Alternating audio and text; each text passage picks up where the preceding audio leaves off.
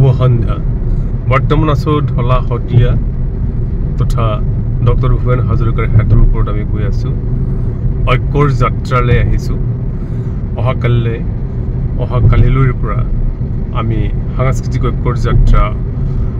আৰম্ভ কৰিম সেয়ে এনেদৰে আহি আছো আমাৰ দীপাংকৰ গগৈ আৰু মই আৰু আমাৰ সতীৰ্থসকল তথা শিল্পীসকল আহি আছে এনেদৰে আমি যাম আগুৱাই অসমৰ বাবে অসমীয়া জাতিৰ বাবে মানৱতাৰ বাবে জ্বলাবাগিন ধূপ এটা ডাঙৰ থাকিব আপোনাক দি থৈছো দেই ঘৰত এনে কেতিয়াবা লাগিব যে বহুত ডাঙৰ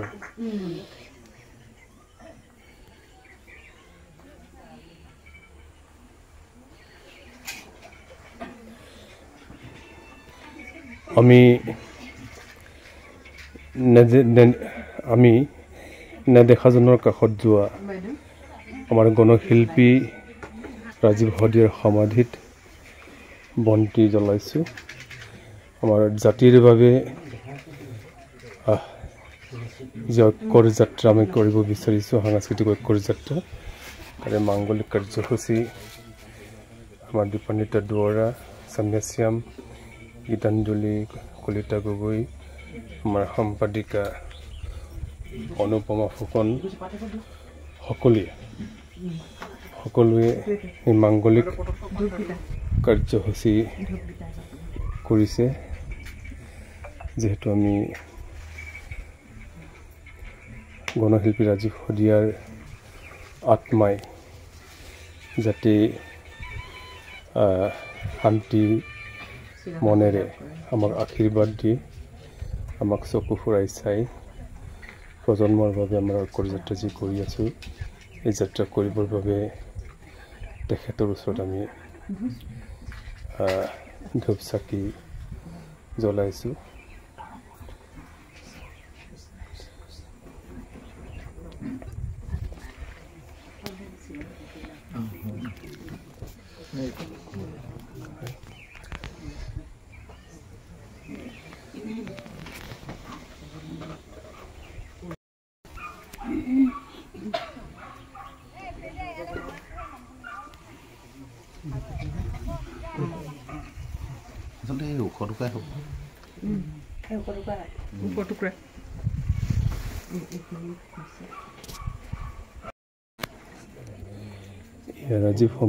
ৰাজীৱ শদিয়াৰ সমাধিত তুলসী নাৰ্জী ফুল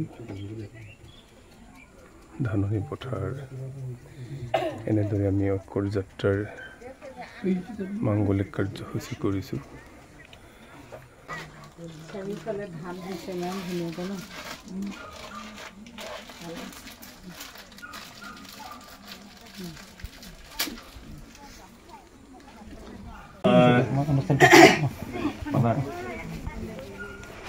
যেহেতু আমি জনগোষ্ঠীয় সাংস্কৃতিক ঐক্য মঞ্চৰ নামত অসমবাসীৰ সহযোগত অসমীয়া জাতিৰ বাবে শংকৰ গুৰুজনাৰ আদৰ্শ বিষ্ণুৰাভা জ্যোতিপ্ৰসাদ ৰাজীৱ শদিয়া গণশিল্পী ৰাজীৱ শদিয়া তথা প্ৰথম জুবিন গাৰ্গৰ আদৰ্শৰে আমি সাংস্কৃতিকভাৱে অসমীয়া জাতিটোক সুৰক্ষিত কৰি ৰখাৰ চিন্তাৰে জনগোষ্ঠীয় সাংস্কৃতিক ঐক্য মঞ্চই আজিৰ পৰা আপোনালোকৰ জ্ঞাতাৰ্থে মই ক'ব বিচাৰিম যে যোৱা আমি মে মাহৰ 18 তাৰিখে আৰম্ভ কৰাৰ কথা আছিল মাজুলীতে আৰু সমাপ্ত কৰাৰ কথা আছিল আপোনালোকৰ এই আমাৰ গণশিল্পী শ্ৰদ্ধা গণশিল্পীৰ এই সমাধিত কিন্তু যুদ্ধৰ যি ভাৰতৰ যি পাকিস্তান আৰু ভাৰতৰ যি যুদ্ধ এই সাময়িকভাৱে আমি বন্ধ কৰিবলৈ বাধ্য হ'লোঁ কিন্তু আমি যে এটা ষ্টেপ লৈছিলোঁ ভাবিছিলোঁ পৰিকল্পনা কৰিছিলোঁ যে আমি যাত্ৰা কৰিম অসমীয়া জাতিটো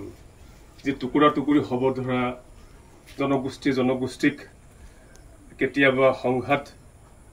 হোৱাৰ আশংকাৰ যি আমি ধাৱানল দেখা পাইছোঁ এইটো আমি এটা পৰিৱেশ শান্তিময় পৰিৱেশ কৰিবৰ বাবে এই যাত্ৰা কৰিব লৈছিলোঁ আৰু আজি অসমবাসী তথা বিশ্ববাসীৰ সন্মুখত আজি আমি পণ কৰিছোঁ যে ৰাজীৱ শদিয়াৰ তথা গণশিল্পী ৰাজীৱ শদিয়াৰ আদৰ্শৰে তেওঁৰ কথাৰে তেওঁৰ গীতেৰে তেওঁৰ সুৰেৰে আমি অসমীয়া জাতিক আমি বান্ধি ৰাখিম সেয়েহে তেখেতৰ সমাধিৰ সাক্ষী কৰি তেখেতৰ পত্নী আমাৰ ভণ্টি তথা উপাসনা গগৈক আমি জনগোষ্ঠী সাংস্কৃতিক ঐক্যমঞ্চৰ তৰফৰ কিনো আমি যাচিম এখনে ফুলাম গামোচাৰে আমি তেওঁক মৰম তথা এনাজুৰি যেহেতু আমি এনাজুৰি নামেৰে এখন সংগীতালক্ষ লৈছোঁ কণ কণ ল'ৰা ছোৱালীবোৰ আহি আছে আমাৰ গাড়ী অকণমান বিজুতি হোৱাৰ বাবে আহি পোৱা নাই আমি সেয়েহে এই সময় থাকোঁতে মাংগলিক কাৰ্যসূচীটো কৰি আমি আজি শুভাৰম্ভ কৰিব লৈছোঁ সেয়েহে আমাৰ এনাজুৰি যাচিবৰ বাবে আমাৰ জনগোষ্ঠী সাংস্কৃতিক ঐক্যমঞ্চৰ মহিলা মঞ্চৰ সভানেত্ৰী দীপান্বিতা দুৱৰা বাইদেউক আমি ভণ্টিক আদৰিবৰ বাবে এনাজুৰি যাচিবৰ বাবে আমি প্ৰস্তাৱ কৰিছোঁ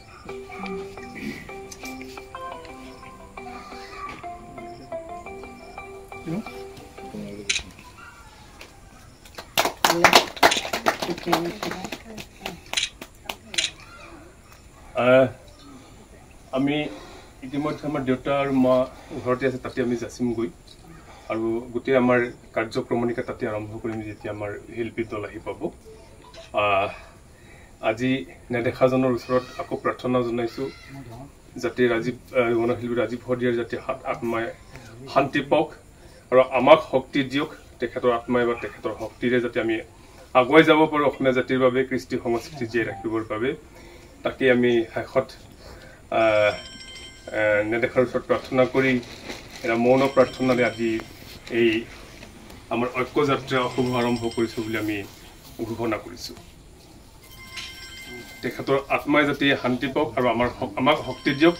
1 মিনিট মৌন প্ৰাৰ্থনা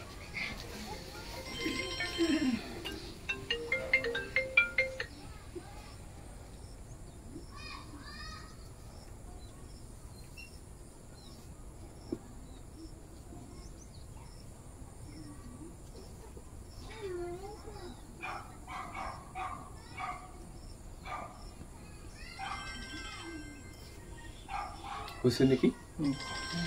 আৰু এই সুযোগতে আমি এষাৰ মাত শুনিব বিচাৰিম আমাৰ যাত্ৰাটোক শুভ এটা ভাষণেৰে তথা এটা শুভেচ্ছামূলক কথাৰে আমাক এটা মৰম যাচিবৰ বাবে আমাৰ ভণ্টিক আগবঢ়াইছোঁ ক'বলৈ পোনপ্ৰথমে মই আপোনালোকক নমস্কাৰ জনাইছোঁ আৰু ধন্যবাদ জনাইছোঁ ইমান এটা মহান প্ৰচেষ্টাৰে আজি আগুৱাই আহিছে আৰু আমাৰ শদিয়াৰ এই ভিতৰুৱা গাঁও টুপচিঙাত উপস্থিত হৈ আমাৰ মোৰ স্বামী প্ৰয়াত গণশিল্পী ৰাজীৱ শদিয়াৰ সমাধি ক্ষেত্ৰৰ পৰা এই যাত্ৰা শুভাৰম্ভণি কৰিছে তাৰ বাবে আমাৰ এই ঠাইখন আপোনালোকে বাছি লোৱাৰ বাবে মই পৰিয়ালৰ হৈ আপোনালোকৰ ওচৰত ধন্যবাদ জ্ঞাপন কৰিছোঁ আপোনালোকৰ এই যাত্ৰা শুভ হওক আৰু আপোনালোকৰ যি মহান উদ্দেশ্য সেই উদ্দেশ্যই সফলতা লাভ কৰক আৰু অসমৰ যি জাতি জনগোষ্ঠী সকলোৱে এক হৈ থাকক অসমৰ বৰঘৰটো সুদৃঢ় হৈ থাকক বিদেশীয়ে যাতে আমাৰ অসমৰ অসমীয়াৰ যি একতা সেয়া ভাঙিব নোৱাৰে সেয়া যাতে আপোনালোকৰ এই যাত্ৰাটোৱে তাত কিঞ্চিতমান হ'লেও ভাল এটা পৰিণাম কঢ়িয়াই আনিব পাৰে তাৰ বাবে মই আপোনালোকৰ এই যাত্ৰাটোৰ বাবে শুভেচ্ছা পঠিয়াইছোঁ আৰু অনাগত দিনত এনেকুৱা আৰু ভাল ভাল কামেৰে আপোনালোক আগবাঢ়ি যাওক সেয়াই কামনা কৰিছোঁ ধন্যবাদ ভণ্টিক ধন্যবাদ জ্ঞাপন কৰিছোঁ আৰু আমাৰ মাংগলিক কাৰ্যসূচী ইমানতে সমাপ্ত কৰিব লৈছোঁ আৰু আমাৰ বন্ধুবৰ গৌৰৱৰাজ গগৈয়ে আমাৰ গণশিল্পী ৰাজীৱ শদিয়াৰ এটা গীতেৰে আজিৰ শুভ আৰম্ভ কৰিব বুলি আশা কৰিছোঁ ধন্যবাদ জনাইছোঁ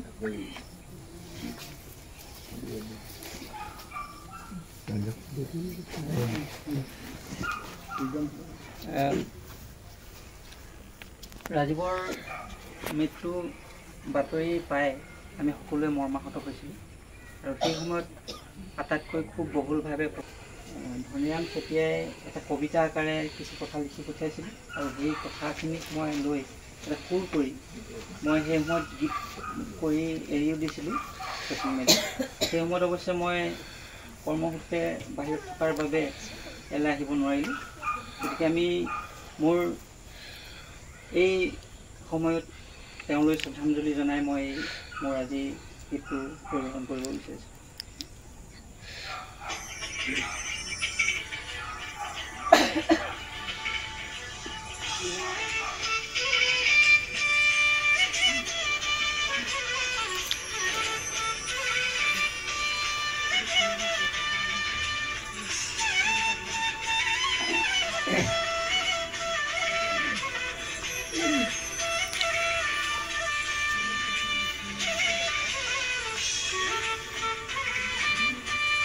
এই গীতটো খুব তেওঁ এটা জনপ্ৰিয় গীত আছিল।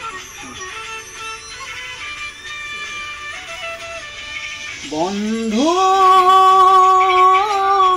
পাহৰি নাযাবা ৰে, বন্ধু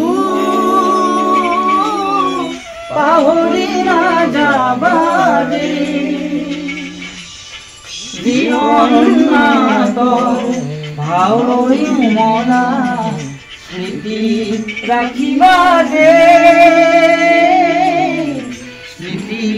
ৰাখিবা দে, বন্ধু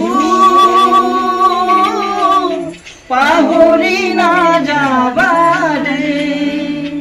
বন্ধু পাহৰি নাযাবা দে।